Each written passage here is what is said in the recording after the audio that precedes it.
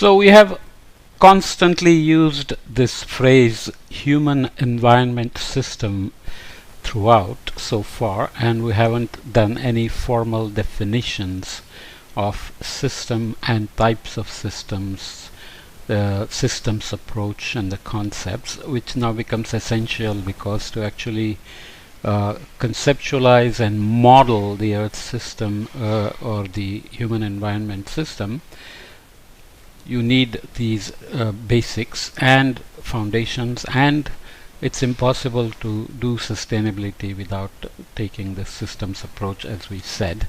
And you also probably have a sense of what hard and soft systems approaches are, or what hard and soft systems are. But we'll look at some examples anyways. There is a variability concerning details between different systems and approach. There is variability concerning details between different systems approaches, but the objective is always the same: to explain, understand, and improve systems. That's where the trajectory comes in. What do you mean by improve? What is the old state and what is the improved state? You always have to have a clear definition. A system can be defined as a group of interacting, interrelated, or interdependent elements forming a complex whole. However, depending on which part of the real world we want to approach as a system, as well as for what purpose, different systems approaches may be appropriate. So this definition is quite general, but I think you know what that means. So let's look at this example. Our own body, or any living being other than the simplest of the bacteria and viruses, all the multicellular creatures have some system organized, right? You have at the cellular level, you have the nucleus, the DNA, sometimes the RNA only, and so on and so forth. The cells act together and they act with the environment for seeking food, avoiding predation, and so on. But if you think of our own body, we have the skeletal system, which is working with signals from the brain. It's able to move because of the blood circulation from the heart pumping. You have the endocrine system, you have digestive system, and so on and so forth. So the old joke is that what is the difference between a dead cat and a live cat? Dead cat is dead. Everything is broken down, all components of its heart, legs, whiskers, mouth, eyes, ears, right? But a live cat can have many components of not functioning, maybe blind, maybe deaf, maybe paralyzed, but as long as it's breathing and its heart is pumping, it's considered a live cat. So in other words, components work together to make something happen that's bigger than what each component can do by itself. So that's the basic thing. And in general, systems tend to be in non-equilibrium because something is always staying active. So let's say even if you're sleeping, or even if you're in a coma, as long as you're alive, heart will be beating and you'll be breathing. So it's not an equilibrium situation in that sense. So starting in the 1940s and 50s, cybernetics emerged as the science of control and communication in the animal and the machine, and general systems theory as a transdisciplinary approach to understanding and organizing complex systems. These were the early days of thinking about systems, the dawn of the systems age, as called by Skinner. The early systems approaches that were conceived in a range of disciplines were not always called cybernetics or general systems theory, but made up of a relatively cohesive whole through more or less shared theoretical assumptions and frameworks. Other notable contributors to these early systems approaches, which have not already been mentioned, are, for example, Churchman, Ackoff, Parsons, and Boulding. Some very nice classic references that you should follow up if you're interested in more details.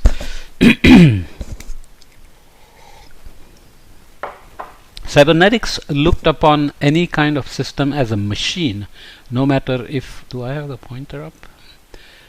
No matter... Oops, I turned it off, in fact. I got confused. Sorry. Cybernetics looked upon any kind of system as a machine, no matter if it was electronic, mechanical, neural, or economic. Its main focus was put on Coordination, regulation, and control of these systems and the theories produced are still valid for many systems today. However, cybernetics was mainly constructed in relation to real machines and organisms and was not designed to be directly applied on systems that include social aspects. Similarly, general systems theory was initially designed for biological systems but was rapidly applied to other systems as well, including social systems. There is no doubt that also general systems theory has aided also aided many scientific endeavors and informed many policies over the past half century. It still does. However, there are limits to the applicability of these approaches. One of the things that is very common to any system for me, is a feedback or interaction between components. So if you feel thirsty, your brain tells you to drink water, and there are debates about whether the brain knows before you know that you are thirsty. It's the brain that's telling you your cells need water and you are thirsty, and so on and so forth. But then once the signal is given, your hand moves and you pick up, just like I picked up the cup of tea that I'm drinking, and so on. So there are feedbacks within the system. What is common to cybernetics, general systems theory, and their closest relatives such as systems analysis and system dynamics is their view of the systems themselves. A system is here seen as exact and well defined with precise internal structure, boundaries, and purpose. So a system as a whole, as a function, components act together to make it functional for the combining the internal structure, boundaries, and achieve the purpose. It's most often seen as quantifiable, opening up for the use of powerful problem solving techniques. These hard systems approaches, early or contemporary, also share the assumption that solutions to real world problems can be found by designing a system to reach objectives that are taken as given at the beginning of the process. So sustainable development is a purpose, and Earth human environmental system is the system of systems that we are talking about, because ocean is a system, atmosphere, land, humans, societies, and so on and so forth. So it's a system of systems. Okay. So we know the purpose in that sense. This process follows a linear sequential flow, is oriented toward goal seeking, and ends when the problem is solved. An observer using such approaches perceives the world as systems that she can engineer to improve. So we are now focused on improving the system that existed before us, and we started tinkering with it, using it, but maybe overusing it, and so on. Now we have become a part of the system, so human environment system. We should say human environment systems, as the book does, and now we are saying we'll improve it by having a sustainable development in this human environment systems. Such hard systems approaches have undoubtedly been successful in understanding and addressing various challenges. However, they also have limitations when it comes to addressing more ill-structured problems of systems that involve social interactions. So once humans and their biases and their preferences and so on and their ability to respond, recognize feedback, etc. are involved, then obviously it's an ill-structured problem. When applied in such contexts, there is a risk that their goal orientation makes them lose touch with aspects beyond the logic of the problem. There is also a real risk of losing the complexity of human agency if human beings are reduced, consciously or not, to mere components of machines. So in terms of representing the human environment systems, we need to make humans, not just reduced complexity, but give them agency, which reacts, responds, proactive, reactive, procrastination, and so on and so forth. In these contexts, soft systems approaches may be something to offer. So what are soft systems approaches? Soft systems approaches a much younger group of ideas and methodologies for explaining and understanding systems, take a step away from the view that the world in itself is systemic to the view that it is the process of inquiry inquiry that is systematic, the goal-seeking orientation of hard systems approaches is replaced with an orientation towards learning, and the precise definition of hard systems are replaced by the view that the system is an abstract idea that depends on the perspective of the observer. Okay, this is key here. We're transitioning from saying something that is seen, has a form, can be defined, can be quantified, observed, modeled, and so on, to something which can still be modeled, but what is modeled depends on the perspective of the observer. The earliest example we used in I think the first chapter is the rolling hills being looked at by a real estate developer, a farmer, and a hunter, right? In other words, the system does not really exist, but is a construction to aid our understanding of something complex. In short, an observer using soft systems approaches perceives the world as confusing and complex, not directly as systems, but believes she can investigate it as systems. So you can imagine now that intuitively you always know that you are dealing with a system, but this formal systems approach is not something you always have to think about. When you want to get up and go to work, you know that you have to get out of bed, make the bed, brush your teeth, take shower, take the bus or car or bicycle or walk or whatever. So you are in a system, you are part of the system, and you are going to work, which is a system of, government office or corporation or a shop or whatever else. So everything is a system and you are part of it, but you're not necessarily always having to think about hard and soft systems. But when you want to do sustainable development with quantitative measures, evaluation, monitoring, and so on, you need to define these things.